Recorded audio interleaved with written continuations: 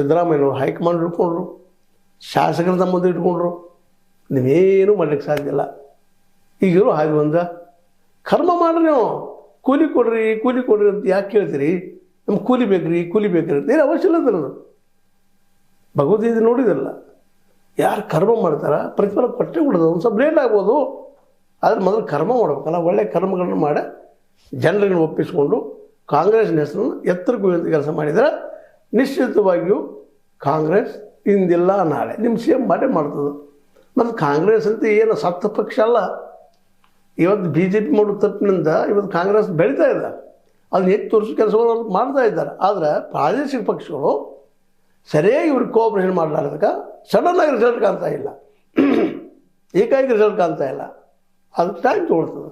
ಇದಕ್ಕೆ ಕಾರಣ ಪ್ರಾದೇಶಿಕ ಪಕ್ಷಗಳು ಹೌದು. ಜೊತೆಗೆ ನೀವು ಪಕ್ಷದಲ್ಲಿ ಇದ್ಕೊಂಡು ಈ ರೀತಿ ಮಾಡೋದು ನಿಮಗೆ ಅಷ್ಟು ಸರಿ. ಅದಕ್ಕಾಗಿ ಈಗ ನೀವು ಕರ್ಮ ಮಾಡಿರಿ, ನಿಮ್ಮ ಡಿಪಾರ್ಟ್ಮೆಂಟ್ ವರ್ಕ್ ಮಾಡಿರಿ, ಬೆಂಗಳೂರನ್ನು ಸ್ವಚ್ಛ ಮಾಡಿರಿ, ಅಭಿವೃದ್ಧಿ ಮಾಡಿರಿ, ರೋಡ್ಗಳು ಸ್ವಚ್ಛ ಮಾಡಿಸ್ರಿ, ರೋಡ್ ಆಕ್ಸಿಡೆಂಟ್ ಆಗೋದು ನೋಡ್ಕೊಡ್ರಿ. ಜೊತೆಗೆ ನೀರಾವರಿಗೂ ಆಸಕ್ತಿ ವಹಿಸಿ ಎಷ್ಟೋ ನೀರಾವರಿ ಪ್ರಾಬ್ಲಮ್ಗಳಾಗಿದ್ದಾವೆ, ಅದ್ರ ಬಗ್ಗೆ ಮಾಡಿರಿ.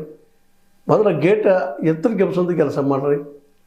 ಕೃಷ್ಣಂದು ಇವೆಲ್ಲ ಕೆಲಸ ಮುಂದೆ ಸುಮ್ಮನೆ ಎತ್ತ ಅದ್ರದ್ದು ಮತ್ತಿನ್ನೂ ಕಾಲುವೆಗಳಾಗಬೇಕಾಗಿದೆ, ಏನು ಅದ ಕೆಲಸಗಳು ಅವೆಲ್ಲ ಮಾಡಿರಿ. ನೀರಾವರಿ ಮಿನಿಸ್ಟ್ರಿ ನೀವು ಮಾಡಿ ಹೆಸರು ತೊಗೊಳ್ರಿ. ಮತ್ತು ಹೆಸರು ಅದ ಇನ್ನೂ ಹೆಸರು ಮಾಡ್ಕೊಡಿ. ಮತ್ತೀಗ ಸ್ವತಃ ರಾಹುಲ್ ಗಾಂಧಿಯವರು ಹೇಳಿದ್ದಾರೆ ಲೀಡ್ ದ ಎಲೆಕ್ಷನ್ಸ್ ಅಂತೇಳಿ, ಅದನ್ನು ಮಾಡಿರಿ. ಇಷ್ಟು ಮಾಡಿದ್ರೆ ನಿಶ್ಚಿತವಾಗಿಯೂ ನಿಮ್ಮ CM ಕುರ್ಚಿ ನೀವೇನು ಹುಡ್ಕಾಕೆ ಹೋಗಬೇಕಾಗಿಲ್ಲ, ಅಲ್ಲಿ ನಿಮ್ಮ ಮುಂದೆ ಬಂದು ಕುಣಿತೈತಿ. ಹೌದು ಅಲ್ರಿ? ಸರಿ ತಪ್ಪು ಏನಿಲ್ಲ ರೀ. ಲೈಕ್ ಮಾಡಿ, ಶೇರ್ ಮಾಡಿ, ಕಮೆಂಟ್ ಮಾಡಿ, ಜೊತೆ ಸಬ್ಸ್ಕ್ರೈಬ್ ಮಾಡಿ ನಿಲ್ಲಿಸಬೇಡ್ರಿ. H16 ನ್ಯೂಸ್ ಅರ್ಥ ತರಬೇಕು. ಸತ್ಯದ ಕೈಗಣಿ ವಂದನೆಗಳು.